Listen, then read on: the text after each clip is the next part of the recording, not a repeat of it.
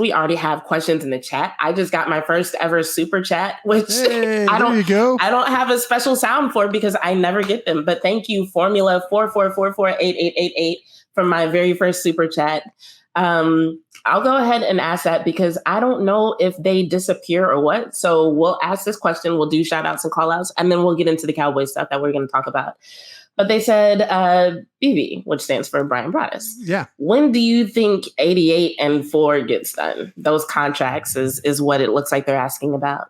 Yeah, thank you very much for the question, and keep those things coming. Those are very, very nice for people that broadcast. But, I think we had a little bit of some buzzing around with Ceedee the last couple of days.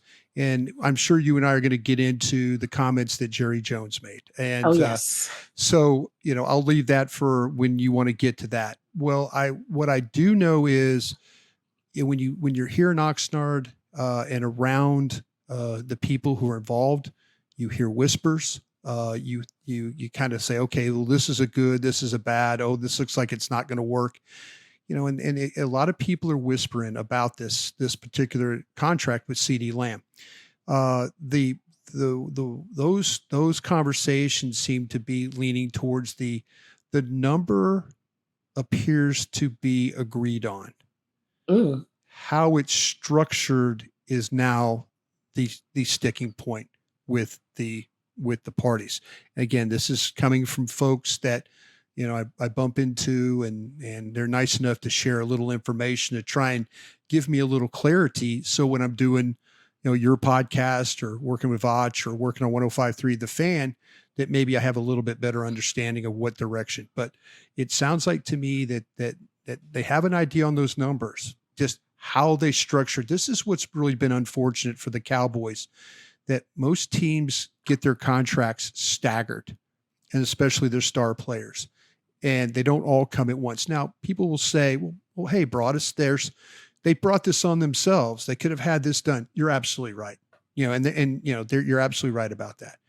But, this is the way this front office operates. And, there's a side of me that believes that I thought the Lamb thing was going to probably be done several days ago.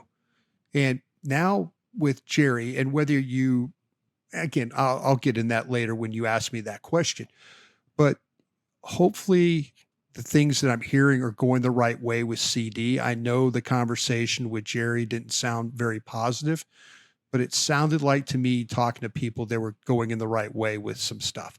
The Dak situation, I think, is completely different.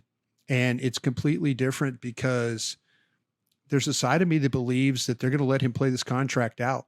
I haven't heard as much about Dak's deal. And I think that we're hearing more about Ceedee's deal because Ceedee isn't here and they want to get him in camp. But it has allowed some others with him not being here to shine. I think they've got a better understanding of Jalen Tolbert.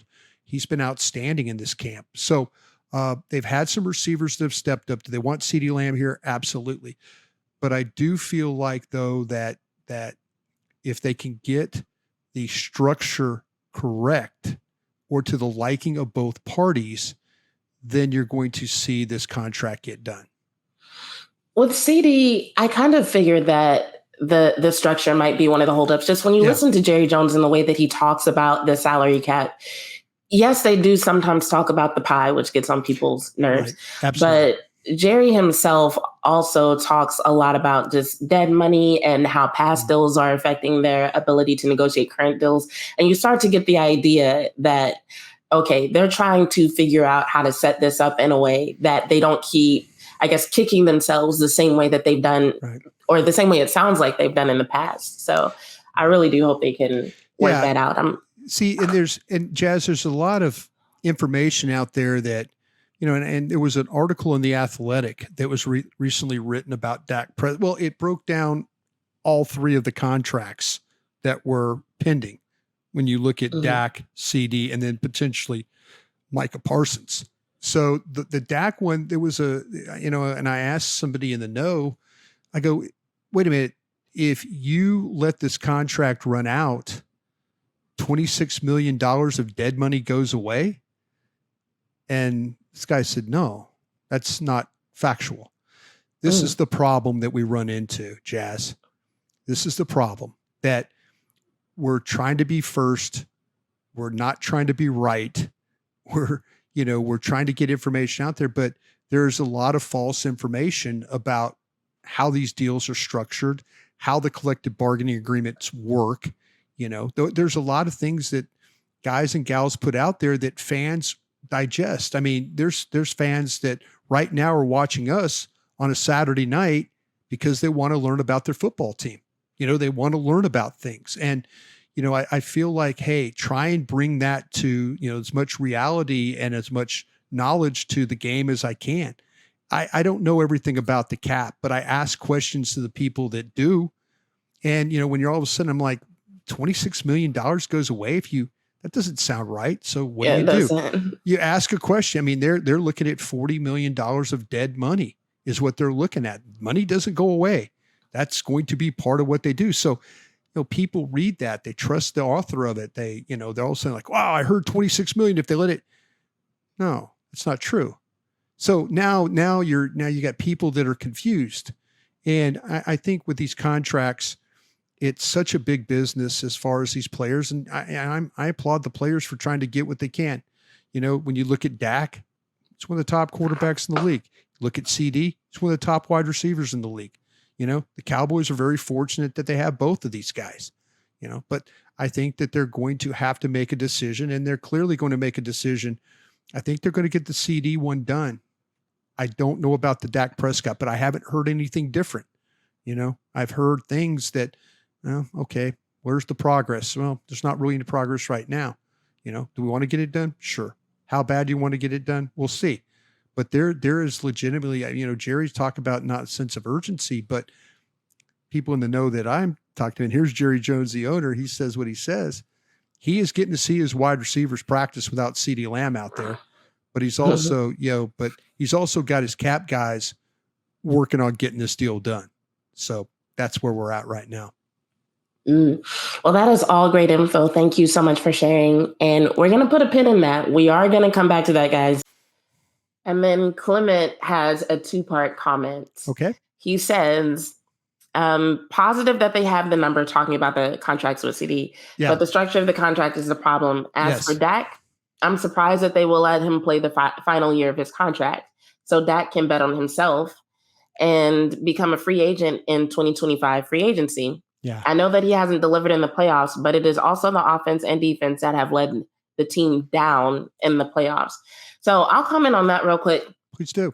I 100% expect Dak Prescott to try to get to unrestricted free agency, especially after hearing the comments he made about the sense of responsibility that he felt to other quarterbacks in the league, and considering that the NFL has to approve contracts as well. Everything just kind of points to us being able, and by us, I mean NFL fans, us being able to see the first top 10 unrestricted free agent quarterback since, honestly, I can't remember. I know it's been a while since we've seen this specific situation.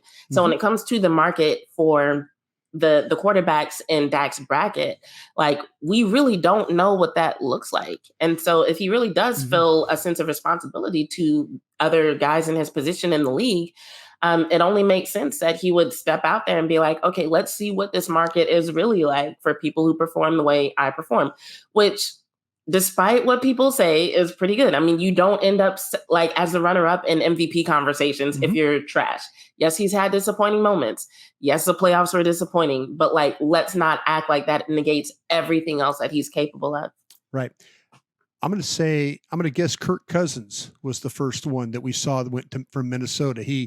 I was thinking that. He was tagged twice with the Commanders, and then got to free agency and then signed the guaranteed contract, the big guaranteed contract he was well over $80 million with the Vikings. I think Kirk Cousins, I might be right about that. That sounds accurate. Okay. I'll take your word for it, right? I think we're both thinking the same thing between the two. I thought I'm just thinking of big time quarterbacks that have got, I'm sure that somebody, like I said, what was David Carr's situation too with the Saints? That wasn't a trade. That wasn't a trade. I'm trying to think of him leaving the Raiders. I think the Raiders just let him go, and then he moved on. I'm sure there's others, but the first one I remember was Kirk Cousins. I think I'm right about that. Speaking of things that happen here, you've been around the Cowboys organization for a long time. 14 years. 14 years. That's a long time. Well, I worked for 14. Yeah, I worked it for 14 years. Yeah. And I know you gave us some information earlier about Ceedee's contract and how they've got the numbers and they're working on the structure. Sure. But with it being that you've been around the organization so long and you've kind of seen how Jerry handles things, Jerry Jones, how he handles things over the years. Yeah. When you hear comments like the one that he made about not having a sense of urgency, I saw some media members who were like, oh, these negotiations are getting personal because they took that as a shot. Mm-hmm. And another comment that he made last week, they took both those comments as shots against Ceedee Lamb. Mm-hmm. How do you interpret stuff like that when you hear it? Well, it's interesting because I've kind of felt like that he went after Zeke with Zeke who. He went after Zach Martin a bunch, and I think he was more critical of Zach Martin than he was anybody that he's dealt with in his contract stuff. It seems like that Jerry is critical, and then all of a sudden they find a way to get the deal done. You could take him a couple different ways. If you want to look at it as Jerry drawing the line in the sand, the Cowboys have had a little history, Jazz, of being cavemen. And we use that on 105.3, the fan in the front office. We call them the cavemen because what do? Contracts, they cave. So, Jerry might be in a situation where he's like, listen, I hear what people are saying about us. In the agent community, it's, well, just hold out. Wait, they'll cave. Just wait, they'll cave, And if you take it as Jerry is drawing the line in the sand as a general manager, he is the owner and the general manager. So having, he could take that stance because he's not going anywhere. I know people out there like, you're telling us, Broaddus, he ain't going anywhere. Okay. But if you, as a general manager, he's not going anywhere with job security. So all of a sudden it's like, if you want to draw the line in the sand, he is maybe betting that Ceedee Lamb will not miss game checks. Ceedee Lamb is due $17 million this year. He is betting that Ceedee Lamb will not miss $1 million a week to sit out. He won't. And that's what he might. And now, that's if you believe that Jerry's drawn the line in the sand. Or you could believe that it was a tongue-in-cheek comment and that Jerry was, much like he was saying with Zeke and all the things he said about Zach Martin and all that was just kind of, Jerry being Jerry. Just depending on which way you go. I do feel like from talking to some people that they're working on this.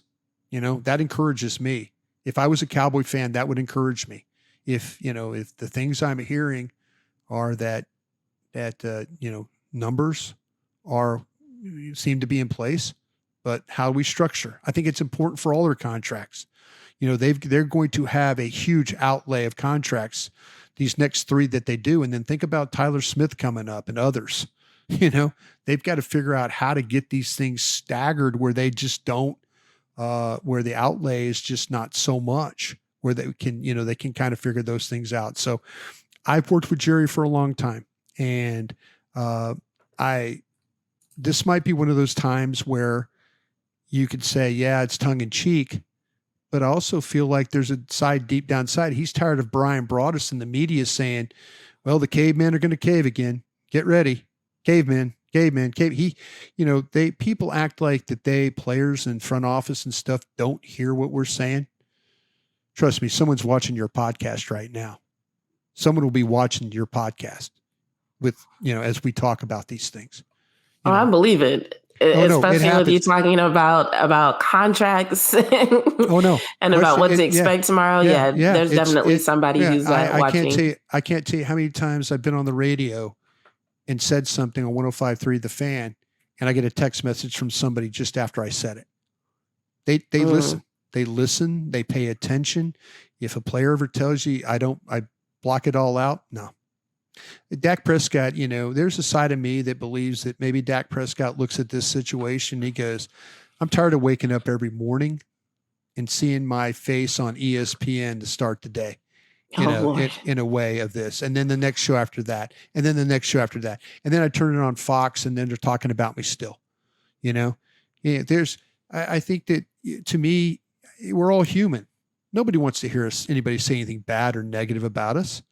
Nobody does. And, there might be a side of Dak Prescott. It's like, listen, I could go somewhere else and be the quarterback. I can go and get my money and be somewhere else and, maybe have an opportunity to do something different where I don't have to deal with all this. I think Dak has been very resilient through all this, to be honest with you. Absolutely. He has been, and I know there's a lot of people that don't like Dak Prescott. I get it. If you don't like it, it's fine. You're talking to a guy right now that I would have killed to have Dak Prescott as our quarterback in the early 2000s when we were 5-11 every damn year. We didn't have a quarterback. I would have killed to have a guy like this playing quarterback. I'd still be working today if that was the case. I'd still be in scouting if that was the case, but it is, he's taken a lot of arrows for this team. He's the one guy that stood up there when things were falling apart a little bit and he had to take the arrows. Now, does he have to play better in the playoffs? Yeah. Does the team have to play better? Yeah. Does Mike McCarthy have to coach better? Yeah. There's a lot of things. Does Jerry Jones have to help the roster be better in the playoffs? Yeah. They could all take a turn at bat for what's happened the last 30 years here. Yeah. I mean, that is a different way of looking at it. I think sometimes whenever conversations like this end up in the public space, people try to simplify it as much as possible. Obviously, that makes it easier to talk about. Yeah. But when you really get down to it, yeah, like you just said, there's so many different people who have played a role in what we're seeing right now, and there's blame to go around. Yeah, there's blame and there's credit. I mean, they've won 36 games. I mean, let's be honest with you. I've been super critical of Mike McCarthy. I've worked in 2 organizations that Mike McCarthy has worked in. I have friends and, I know Mike McCarthy, so I think that Mike McCarthy's trying to make his team tougher now by the way they're practicing a little bit more better. Yes, I do. I think, it's not, I don't call it a sense of urgency because I think Mike's like, listen, I've got to do something a little bit different than what I've done in the past. And the way he's working his team and, and maybe there haven't been the days of coddling his team. There's been some physical practices here. There's probably a time where Mike McCarthy wanted nothing to do with working with another team. Why do I want to work for another team? My team's good enough. They can work. No, he took the opportunity to work against another team. He's trying to do some things differently here, and maybe that'll help. Maybe that will help them get over the hump. If it doesn't, Mike McCarthy's a big boy. He knows he's going to be somewhere else, but like I said, and this is one of my go-to phrases, him winning 36 games here. If he won 36 games in Atlanta, Carolina, Phoenix, one of those places, they'd have a damn statue in front of the stadium of him, here he's fighting for his job, but that's where we're at now. It's 30 years of, I'll tell you this, Jazz, I feel like there's more frustration towards the Joneses than there is towards Mike McCarthy. I really do believe that. This fan base, I feel it. I feel the frustration. And I think that Green Bay loss was bad for a lot of people that are Cowboy fans last year. That was a hard one. Philadelphia falls completely apart. You win the division. You get the 2nd seed. You throw a big stinker against the Packers, who are the 7th seed. That was hard for a lot of people. And it was. It makes it difficult to try and get back on that horse for this season. And I think the front office knows that. And I think there's a lot of fans out there that are not happy with Jerry and Stephen Jones. And they're big boys too. They'll take it, but they got to know their fan base is hey. Something's got to change. Something's got to be different this year, and we'll see if it is. Based on the general discourse, I'm inclined to agree with you. I do feel like I've heard a lot more gripes, a lot more complaints, a lot more criticism of the Joneses than of Mike McCarthy. And I hadn't really thought about what that meant until now, but I think you have a really good point there. Yeah. I'm pulling this up because earlier we were talking about everything that the Cowboys have to manage in terms of contracts outside of what's just been brought up in the headlines. And so I just want people to kind of see this. So this is from Over the Cap. Yeah. They get a good amount of their information correct. I don't know if it's 100%. They do. No. But they get a good amount of their information They're correct. good to use. That's a good one to use. That's a good one. So what I want people to look at is this free agent column that's over here to the right. Obviously, we're in 2024. We know Stephon Gilmore is not with the team right now. Michael Gallup, Jaron Kearse, they're not, right? Then when you click on 2025, like, look how long this list gets, right? Yeah. And it's like, yeah, some of these people might be cut, but like, even when deciding like who to cut, who to keep, like how much to pay them, that is a heck of a lot of people to like deal with. Yeah. Just to manage. And so it's like when they say that they're trying to work out things with Lamb, they also have to keep in mind like all of these names. Now, if you look at our active roster right now, it says 91 people. So obviously a lot of these names are going to be off before we even get to 2025. Right. So I get that. But I'm just saying some of these names we can anticipate still being around. Ceedee Lamb, Ezekiel Elliott, Oso Digizua, Chauncey Golston, Chuma Edoga. Like, yeah, there's just so many people that you have to balance whenever we're talking about the numbers for one player. It's like there's a domino effect that affects a heck of a lot of people. Cooper Rush is on this list, like we talked about earlier. Nahshon Wright's already gone, so they'll probably update that tomorrow. But y'all get what I'm saying. Yeah. Yeah, it's I always hated, like when I was in personnel, I respect the cap guys and gals, but I have zero interest in trying to navigate that. My job was like to bring players. Like, hey, listen, I got a guy for you. We can't afford him, Brian. Oh, okay, thank you. Hey, I got a guy for you. Okay, how much is it? Well, talk to his guy, see what we have to do.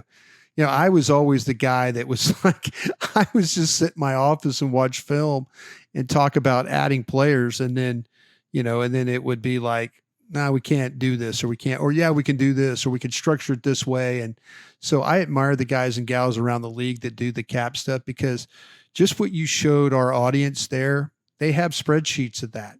They have absolutely. Now, I'm going to run something by you that I think might be interesting, and it might not. People on our platform here might just say, this is stupid, Brian. I would say this to Dak Prescott. If you've listened to me on some other platforms, I've said this, but I think it might draw some interest here. If I'm Stephen Jones and he said this, he goes, we've had conversations with Dak. We've actually had conversations with Dak himself, which doesn't always happen. Usually when hey, my agent handles this, I don't want to deal with this, you talk to my agent. Well, Stephen Jones kind of gave us a little insight that he goes, hey, I've talked to Dak Prescott. We've had conversations.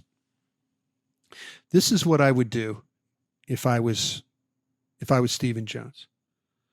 I would bring Dak in and I would do just what you did for me. I would show this to Dak. I would show a presentation. Like, listen, you're going to win this negotiations. You're going to win it. You've got the leverage. You got no trade. You're going to be a free agent. If we don't do something, how bad do you want to win these negotiations with us? How bad do you want to win it? Do you want to win it $60 million? Do you want to win it $58 million? Do you want to win it at $55 million? Do you want to win it at $52 million? I would show him exactly what you just did to me.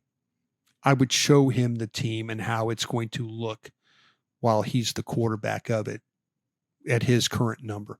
It's not his responsibility. He doesn't owe the Cowboys any break on contract, but I would say this. I'm like, listen, we're going to pay you here, but this is what our team is going to look like if you're okay with it. And if you're okay with it, then we're fine. But I just want to let you know, this is where we're at. This team is not going to have this guy, and it's not going to have this guy, and it's not going to have this guy. If you want to do that, now we'll draft our ass off and try and fill those holes the best we can. But we're not probably going to have some of the guys depending on where you structure this deal for us. And I would just let him know, he doesn't owe me anything, but I want him to know just what you showed me. Hey, this is what it's going to look like in 2025.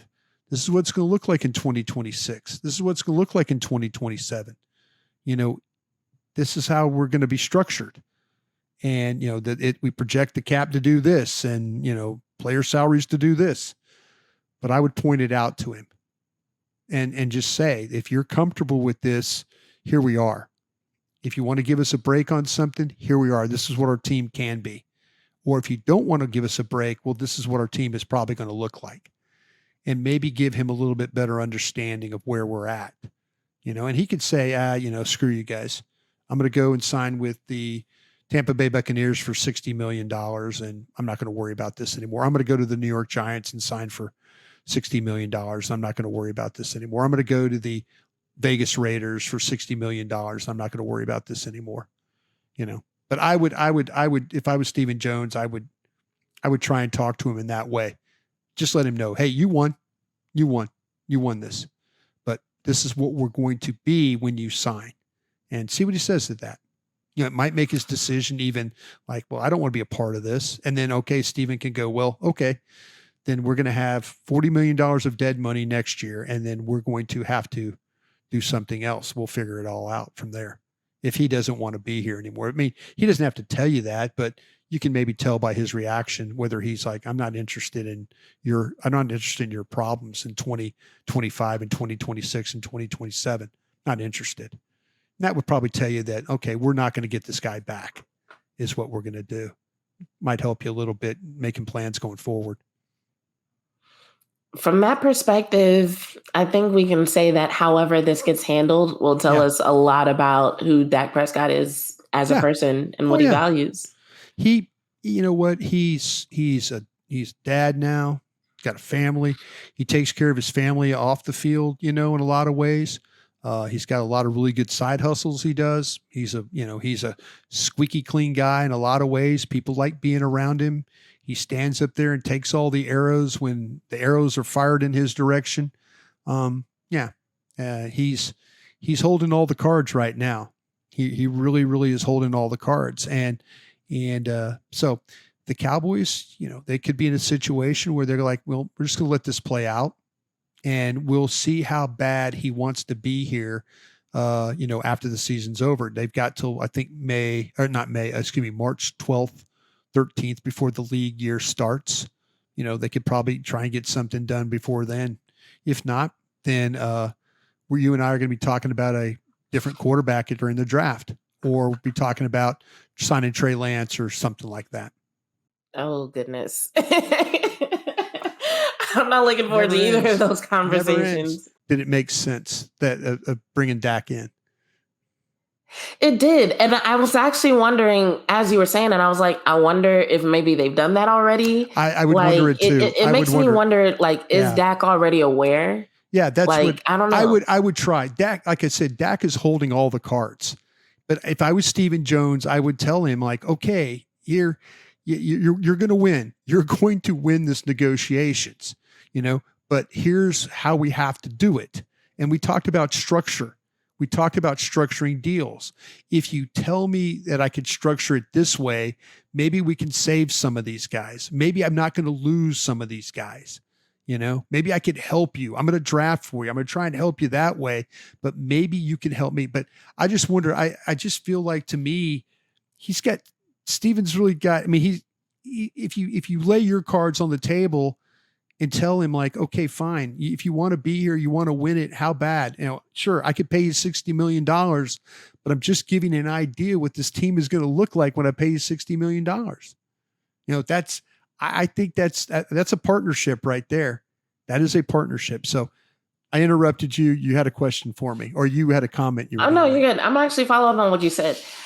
Let's say hypothetically, Stephen Jones has already done this. Mm-hmm. He's already talked to Dak about what the team might look like if he gets $60 million. Right. It's okay. So then I have two questions. Yeah. If $60 million is not the number, then what is the number? Yeah. And if that's what the team is going to look like, is that a responsibility that Dak should take on? No. Or should he say no, I have to do right by other quarterbacks in the league. I can't set this precedent that I have to take a hit because of the past decisions of the team's owners. Yeah, absolutely. I mean, to me, I just pointed out, you're right. He, and I said it earlier, he owes this team nothing. But I think as a general manager, which Stephen Jones essentially is, and in charge of the player personnel stuff, I think you owe it to Dak to at least have that conversation. Hey, you don't owe me anything, but I'm just telling you as a partner, as a potential future partner, this is what I'm up against. And Dak could say, that ain't my damn fault, Steven. That's your problem. That's not okay. We're good. I'm just letting you know, if we offer you this deal and you sign it, this is where we're at. I've told you, this is what we're going to try and do. I can't tell you the future, but I can show you how I've got things kind of laid out potentially for the future. And you're absolutely right. Dak does not owe them anything. And he doesn't have to give in. He's holding all the cards. Just as a partner, I would give Stephen Jones. I would do that or try to.